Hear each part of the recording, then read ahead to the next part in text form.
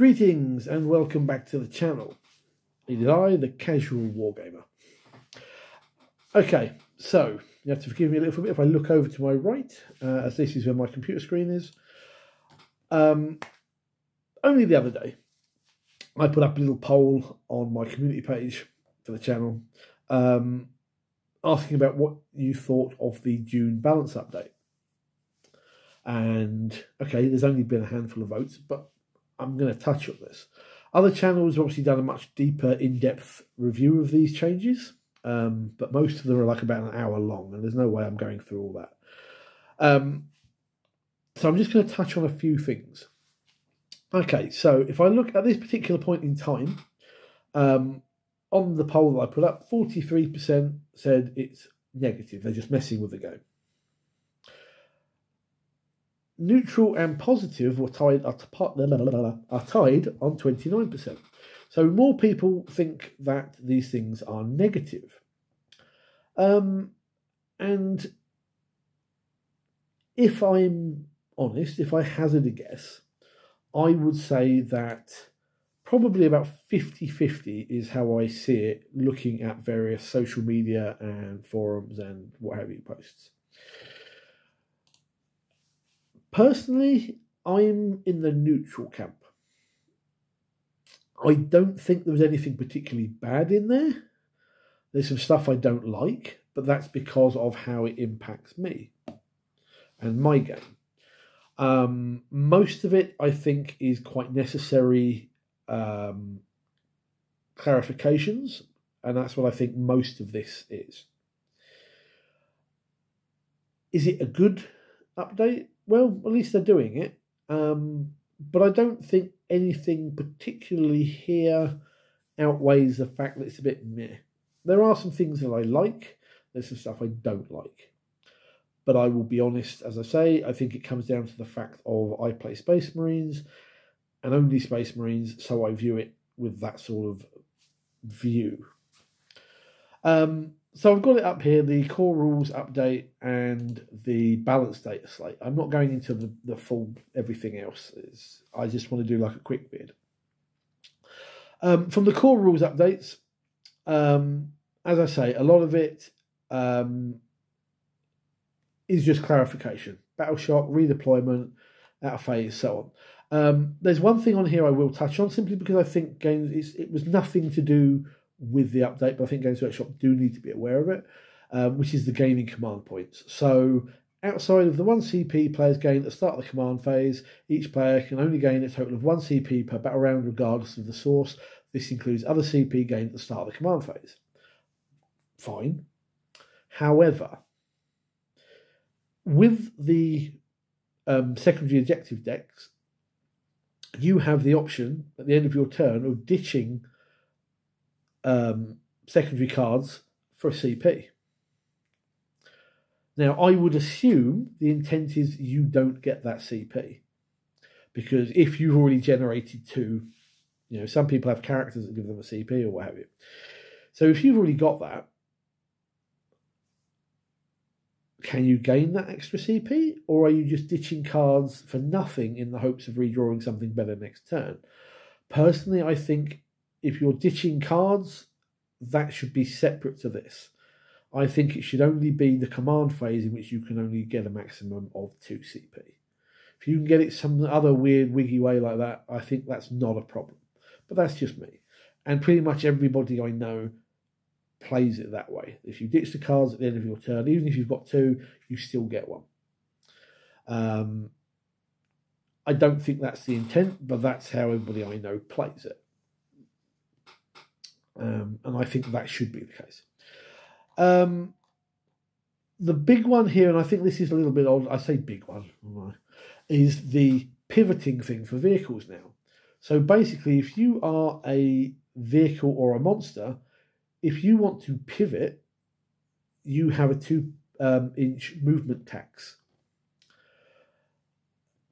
If you glide without changing your facing, not a problem. I'm guessing this is to do with knights, because they have those weird oval bases, and I'm sure somebody's probably gamed it at tournaments to try and gain extra movement. However, I think the way they've worded it here is really bad. I'm fairly certain it was 7th edition, which basically handled this a lot better. And I'm going to use an example here from 7th. In the example, they used a Land Raider, but I'm using my Repulsor. And the idea was, this is your, let's do it this way around. This is your tank. This line is your deployment edge. And the way they did it was you had to measure from here for the movement. No part of the vehicle could move further than its movement score. But what people were doing was doing this, because pivoting was free, and measuring from here. So they've effectively gained, what, an inch, maybe inch and a half, and then they would go to them. If you just do that and say no point of the vehicle can move further than its movement score, and you stick to that almost 7th edition style thing, what's the problem? I don't think they needed to put a tax on this, especially as it does mention somewhere in there about it being on a round base. Well, that's on a round base. So do I not pivot? Yes, I do, before anyone queries. I think they could have just worded that better and handled it better.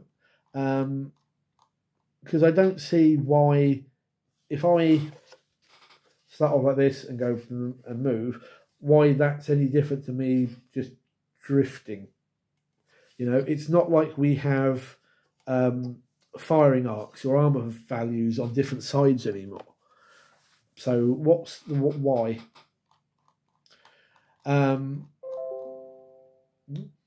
They've changed firing deck. The only thing I can see for this, because now you can't fire a weapon, somehow jump on a transport and then use the firing deck to fire again.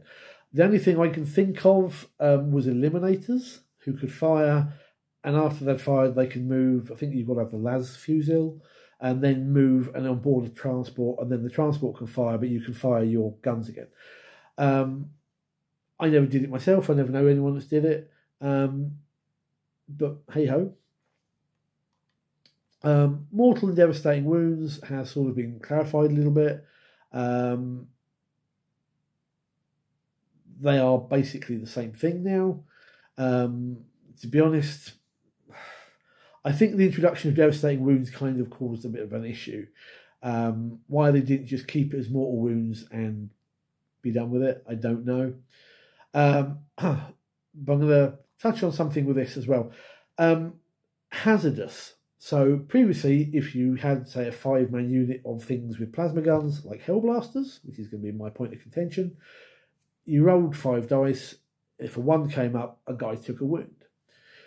Now, anything that rolls that 1 takes 3 devastating wounds without it spilling, 3 mortal wounds without it spilling over. So now every 1 is a dead hellblaster.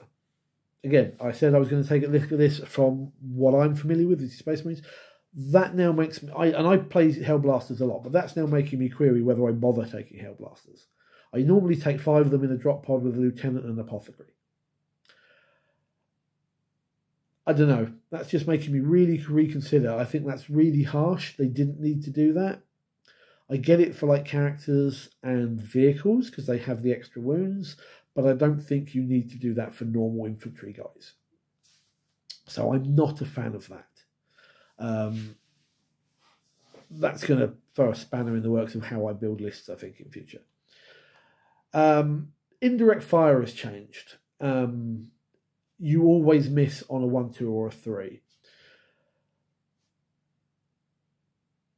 Was that necessary? It's not like indirect fire was really raking up the tables. In fact, every time I've played against somebody under 10th using indirect fire, mainly Astra Militarum, I have beaten them because it's just not that great. Is this going to make Astra Militarum players change? I don't know. Probably cut down the amount of indirect fire and force them to take something else, which is a little bit odd when there's so many indirect fire options in, say, the Astra Militarum Codex. But we shall see. Was that necessary? I don't know. I'd say pretty much everything else on there is a clarification. However, we have got some changes to stratagems and the core stratagems, and some of these are good, some of them are, I think, bad. and others are just clarifications. The command reroll now, thank you, God Emperor of Mankind, you can use fast rolling. Making people roll one dice at a time before they do a command reroll was one of the most stupid things that tournaments used to do. Absolutely stupid. It doesn't matter. Seriously, I'm getting a little bit here because this was one of my bugbears of this edition. Just roll the dice. It's a game. You don't need to go 1 dice, 2 dice, 3. Oh, I'll re-roll that one. Just roll the dice, see where they fall, and then go, actually, I'm going to re-roll that one. Now you can do that with the command re-roll. Hallelujah. Rant over. Grenade is one that I'm not happy with. I think they have fluffed this, and unnecessarily. So it used to be you had to pick a unit that had in your army that had not shot, and then you could throw a grenade. Now they can't do it if they fall back, which is fair enough, or if they advanced. Why? What was going on in tournament games that made them go, that's a bit good? If I remember correctly, in the Meta Watch video, they were going, oh, it's not very cinematic to just stand up and throw a grenade, run up and throw a grenade. And I'm thinking, have you watched a war movie? That's what people do. They run up and they loz a grenade the tank or the whatever, the command bunker or whatever. That's what they do. This was not a problem. This, to me, is there to hurt Marines. It hurts everybody, but I've noticed that more Marine players than anyone else use this stratagem. Again, I don't think it was necessary. It really, really wasn't. Games Workshop, sort that out, please. Now, Tank Shock, I've got a query, because let me get...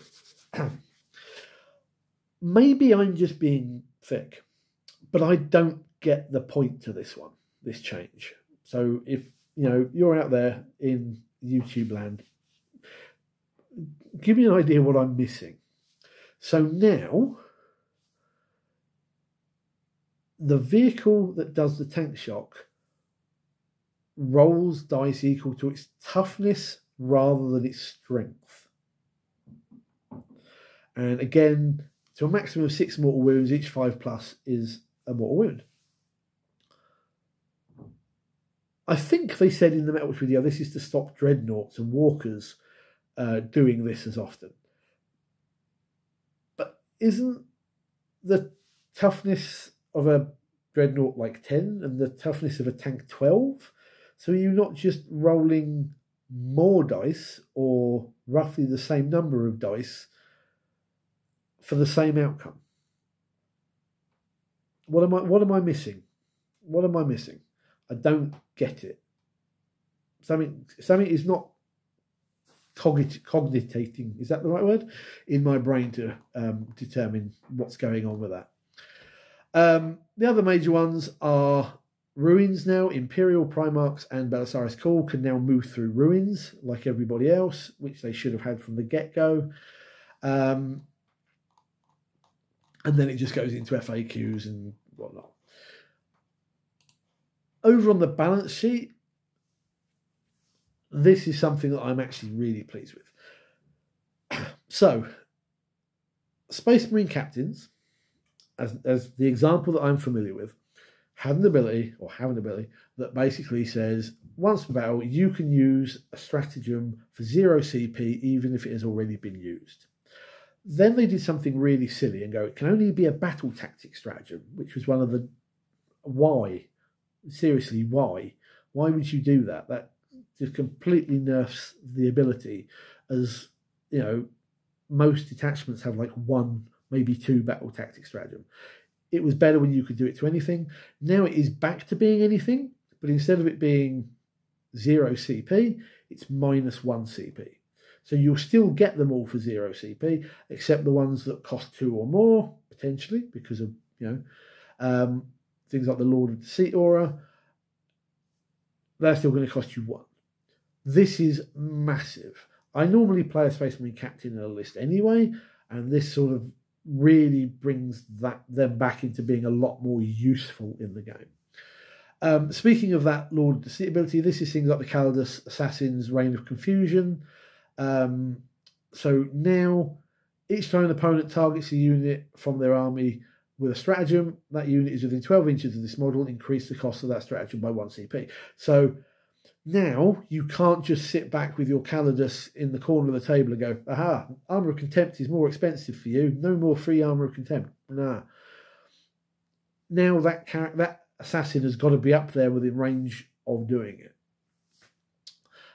This is a good balance. It does force people to play those sort of characters a little bit more aggressively, but I think that's a necessary.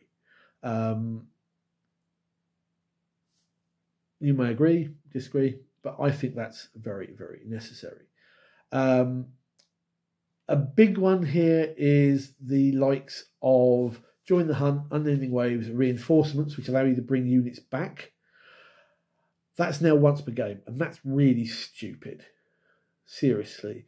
I get it, it's strong because you're basically getting free units back, but all you have to do is basically go every time after the first, it costs you an extra CP.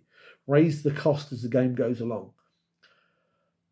Making it just a one-use effect is naff.